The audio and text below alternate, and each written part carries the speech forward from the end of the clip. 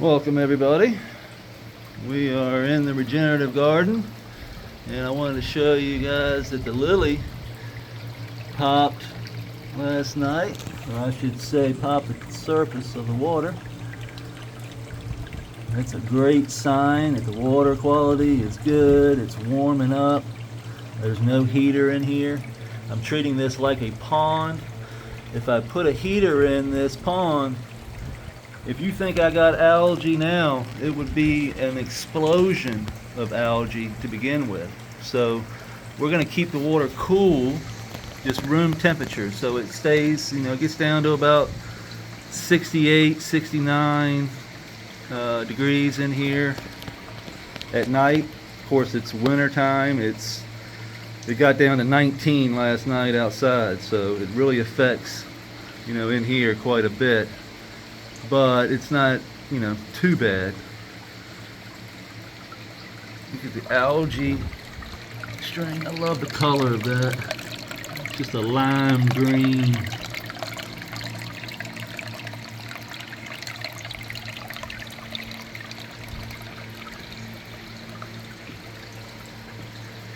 Plants are looking really good. A little overwatered, that's to be expected. I've been dialing this whole system in for the last month. It's going to take quite a while for me to get this dialed in. I think I've got the sand and silt pretty much dialed in. I haven't had any more leaks in the hole over here. This is our emergency. We've got spiders growing in there now. So what happens is if too much water starts getting into the bottom of our reservoir, this will fill up. And if you go back on my Instagram, if you're familiar with me on Instagram, you'll know that it took me quite a few times to get this thing going. It took me like 6 or 7 times of shutting it down, starting it back up, shutting it down, starting it back up. It really wicks a ton of water. And what the problem was that I had too much sand, silt, and clay in the creek. And it had raised up the water level to the point where it was just wicking so much. I didn't realize that the sand and silt would wick that much water, and it was wicking it right over the top of the rock wall and right into the soil, and just saturating the soil too much, leaking down, filling up the hole. And I wanted it to leak some. I wanted it to be able to wick, but not that much. So I removed a lot of the sand and silt from the bottom of the creek, and we started over, and we've just been dialing it in, adding sand and silt to the bottom of the creek system. And then to the edges, you can see I've got it unconnected here, but then I have it connected over here. And what I've realized is that I don't need the whole sidewall of the creek connected to the moss with the sand and silt. It's just too much. It wicks way too much. So now I've realized I only need certain portions. So I did a strip here, and then I skipped all of this, and then you can see right there where that temperature gauge is. I connected it there, and a little bit there, and a little bit around the other side. And I completely disconnected it from this. And I connected it a little bit on over here on this side. And the moss stays super moist. I don't have to water it. I don't have to do anything to it because the sand and the silt wick the creek water up into the moss, and then the plant roots work their way to the moss, connect to the moss, and those are the feeder roots that I'm looking for. So I've got that moss all down in there. You can see the Venus flytrap is looking really well. Every day I come in here, it's changed. So I know it's living. You can see all the moss that goes back into on top of the soil. And that's going to allow those roots to go up underneath that moss and connect to all that biology and sand and silt and clay and all the different things that are in the creek and in that sand and silt, because that sand and silt is filled with aquatic biology, and the plants just love it. And I don't even have fish in the pond yet, so there's not a lot of bio load in the creek yet. It's just a lot of string algae, and you know, I've got a few little minnows and crab and shrimp, a few clams in the creek here. But other than that, there aren't any. I mean, that little minnow in there. Other than that, there's no bio load in the creek system. Basically, fish poo getting into the creek system now. So there's not a whole lot of nutrients. Everything that these plants are getting, water-wise, is coming from the edge of the creek. I do mist the top a little bit with the water, but I haven't watered anything. I haven't put a whole lot. You know, it just stays moist and it stays wet. And that's going to take a little time to dial in. But now that these plants are getting some roots, they're starting to suck some of that water up, and now we're going to actually get to see how much more water this pond sucks out every day. We haven't been getting a whole lot of humidity because it's winter time outside, so it's still dry in here, but it stays at, you know, 60 to in between 60 and 70% humidity. And the temperature over here is, let's see, it's 75. I think that's what it says. Yeah, 75 degrees, 60%, 61% humidity. Over there, that one's a little closer to the creek, 72, it's 70. And it's being blocked from the light, so it's, see, this one's a little higher than that one. This one's hitting the light, so it's getting a little bit more heat. So it's a little cooler over there. About 70 degrees, 75 as you go a little higher. Heat rises. But everything else is looking decent. I haven't seen any major alarms going off other than me raising the lights up a little bit. I've turned the lights down on these Cherry Grandes. Definitely getting a little bit too much moisture and a little bit of light curl probably. So we turn the light down a little bit and that should correct the problem. I removed a fan leaf from here to let these, I think this is going to be one we're going to keep. We're probably going to keep this one, and we're going to keep this one here. We're probably going to get rid of this one. It's just clustered all up. And my experience with these clusters, they just don't do very well when they get to a head and flower. But you never know. It could stretch all out. If you know something I don't, let me know. But we're going to wait to cut them out. You know, here in Virginia, I can only have legally 4 to 6, I believe. I think it's 4 flowering plants. So we're going to have to pick and choose which ones we want. Those are, I'm not sure what they could turn out to be male or female. Those could turn out to be male, and those are regular phenos. These are feminized over here, feminized over here. So we're definitely going to have to get rid of a couple of these. We're only going to pick, definitely going to pick that one. And we're definitely going to pick that big. The 2 biggest ones will stay.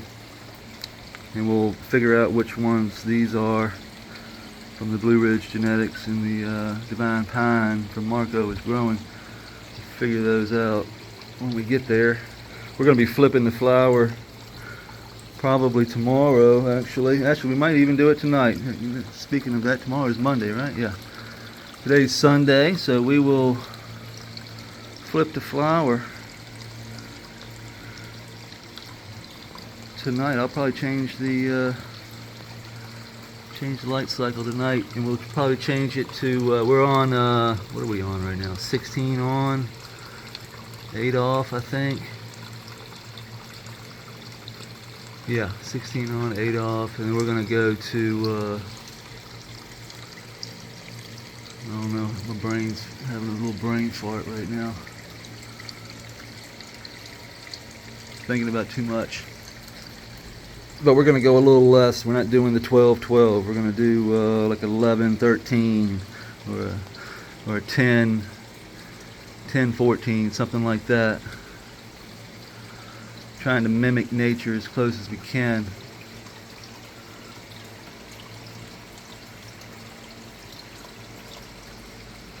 I've done that before. I've done that light cycle before, and it works. It's just you don't get the bigger plants tend to stay a little smaller when they don't get that extra 2 hours of light, and that's a good thing for me. I wonder if we should take that leaf right there. That's how big, look how big that thing is. I mean, just the finger alone is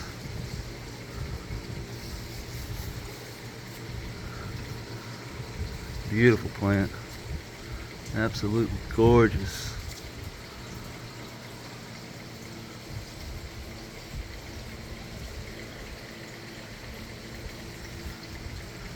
You don't see any streaking.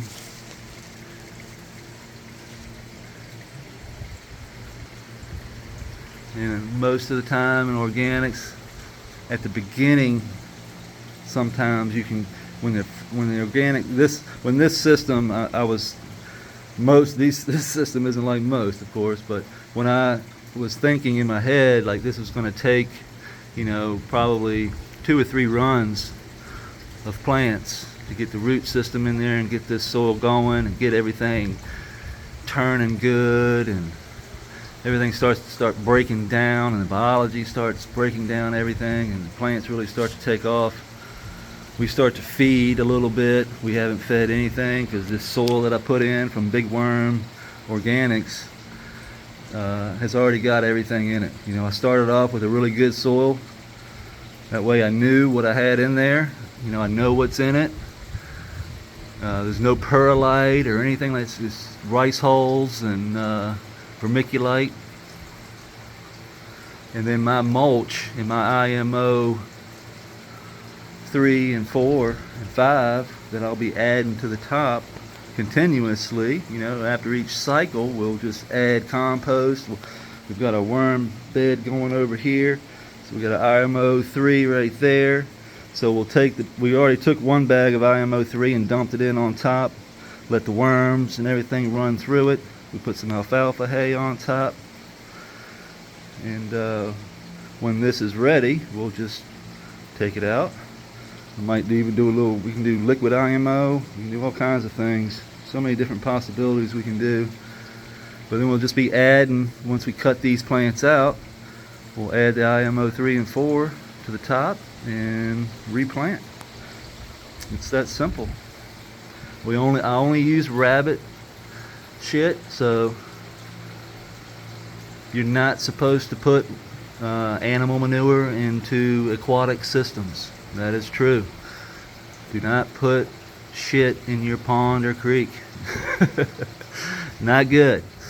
But I have a rock wall here that is going to prevent any runoff from getting into my system. So it's just like nature. You can see that if I were to give her a rain in here, nothing can get into the creek. The moss is going to suck up that moisture and not allow it to get into the creek system.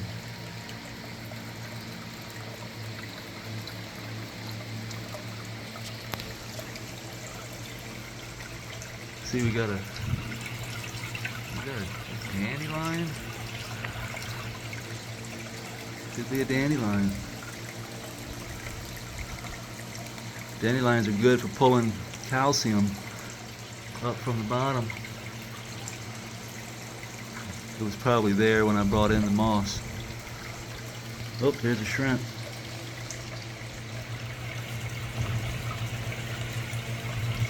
Hanging out.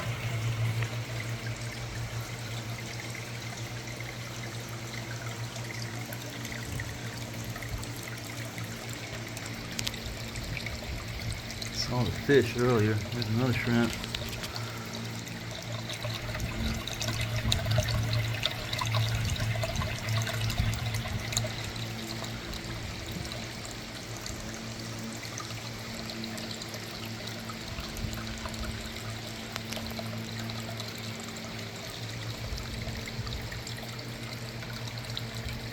Oh, there's the algae eater.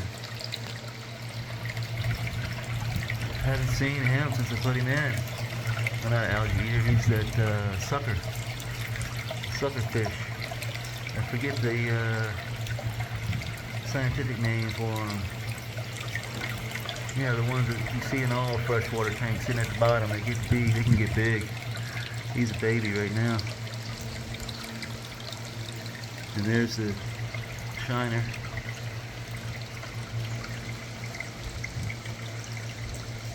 Shiner I caught down at the reservoir in a minnow trap. It's the only disadvantage to having a top view. I'm gonna have to get an underwater camera, an underwater GoPro or something.